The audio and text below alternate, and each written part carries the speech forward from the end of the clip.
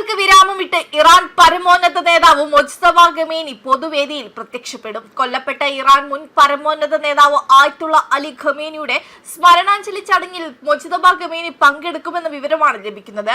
June 23 വൈകിട്ട് 5 മുതൽ 7 മണിവരെയാണ് ചടങ്ങ് സംഘടിപ്പിക്കുന്നത്. അന്നേ ദിവസം മുജ്തബ നേരിട്ട് പൊതുവേദിയിൽ പ്രത്യക്ഷപ്പെട്ടേക്കാമെന്നാണ് പുറത്തുവരുന്ന റിപ്പോർട്ടുകൾ. എന്നാൽ ഇക്കാര്യത്തിൽ ഔദ്യോഗിക സ്ഥിരീകരണം വന്നിട്ടില്ല.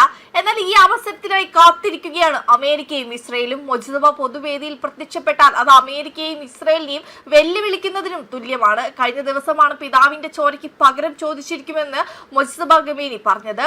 അലി ഖമേനിയുടെ മരണശേഷം പരമോന്നത നേതാവായി ചുമതലയേറ്റെങ്കിലും മുജ്തബ ഇതുവരെ പൊതുവേദികളിൽ പ്രത്യക്ഷപ്പെട്ടിട്ടില്ല. അലി ഖമേനിയുടെയും കുടുംബാംഗങ്ങളുടെയും ശവസംസ്കാര ചടങ്ങിൽ മുജ്തബയുടെ അഭാവം വലിയ തോതിൽ ചർച്ച ചെയ്യപ്പെട്ടിരുന്നു. അലി ഖമേനിയുടെ മറ്റു 3 പുത്രന്മാരായ മുസ്തഫ, മെയ്സം, മസൂദ് എന്നിവരാണ് ശവസംസ്കാര പ്രാർത്ഥനകൾക്ക് നേതൃത്വം നൽകിയത്. അലി ഖമേനി കൊല്ലപ്പെട്ട ഇസ്രയേൽ US സംയുക്ത ആക്രമണത്തിൽ മുജ്തബയ്ക്ക് ഗുരുതരമായി പരിക്കേറ്റു എന്നാണ് റിപ്പോർട്ടുകൾ വന്നിരിക്കുന്നത്. അദ്ദേഹത്തിന്റെ ഭാര്യയും മകളും ആക്രമണത്തിൽ കൊല്ലപ്പെട്ടിരുന്നു. ആയത്തുള്ള അലി ഖമേനിയുടെ വധത്തിന് പ്രതികാരം ചെയ്യുമെന്ന് മുജ്തബ ഖമേനി നേരത്തെ പുറത്തിറക്കിയ പ്രസ്താവനയിൽ വ്യക്തമാക്കിയിരുന്നു. പ്രതികാരം എന്നത് രാജ്യത്തിന്റെ തീരുമാനമാണെന്നും അത് അനിവാര്യമാണെന്നും നടപ്പിലാക്കുമെന്നും മുജ്തബ തന്റെ ആദ്യ പ്രസ്താവനയിലൂടെ വ്യക്തമാക്കി. വധിക്കാൻ ലക്ഷ്യമിടുന്ന വ്യക്തികളുടെ പട്ടികയും തയ്യാറാക്കിയിട്ടുണ്ട് എന്നാണ് മുജ്തബയുടെ പ്രസ്താവനയിൽ പറയുന്നത്. ജൂൺ 17 വെടിനിർത്തൽ കരാർ പരാജയപ്പെട്ടതോടെ അമേരിക്കയും ഇറാനും തമ്മിലുള്ള സംഘർഷം വീണ്ടും രൂക്ഷമായി തുടരുകയാണ്. ഇതിനിടെ പ്രതികാരം ചെയ്യുമെന്ന പ്രഖ്യാപനം വന്നത്. എന്നാൽ തനിക്കെതിരെ ഏതൊരു വധശ്രമത്തിനും കടുത്ത പ്രത്യാഘാതമാവും ഉണ്ടാവുക എന്നാണ് അമേരിക്കൻ പ്രസിഡന്റ് ഡൊണാൾഡ് ട്രംപ് മുന്നറിയിപ്പ് നൽകിയത്.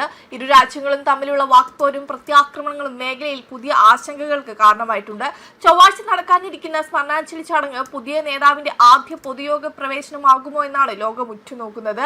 അതേസമയം അമേരിക്കയും ഇറാനും തമ്മിലുള്ള സംഘർഷങ്ങൾ വർദ്ധിച്ചു വരുന്ന പശ്ചാത്തലത്തിൽ ഹോർമൂസ് കടലിടുക്കിന്റെ നിയന്ത്രണത്തെ ചൊല്ലി ഇറാനിൽ തന്നെ ആഭ്യന്തര ഭിന്നതകൾ ഉടലെടുക്കുകയാണ്. ഇസ്ലാമിക് റവല്യൂഷണറി ഗാർഡ് കോർപ്സിന്റെ തീവ്ര നിലപാടുകാരനായ കമാൻഡർമാർ എന്ത് വില കൊടുക്കും ഹോർമൂസ് കടലിടുക്കിന്റെ നിയന്ത്രണം നിലനിർത്തും അമേരിക്കയ്ക്കെതിരായ പോരാട്ടം കടുപ്പിക്കാനും ആഗ്രഹിക്കുമ്പോൾ മസൂദ് പെസഷ്കിയാന്റെ നേതൃത്വത്തിലുള്ള ഇറാനിയൻ സർക്കാർ ചർച്ചകളിലൂടെ പ്രതിസന്ധി പരിഹരിക്കാനാണ് ശ്രമിക്കുന്നത്.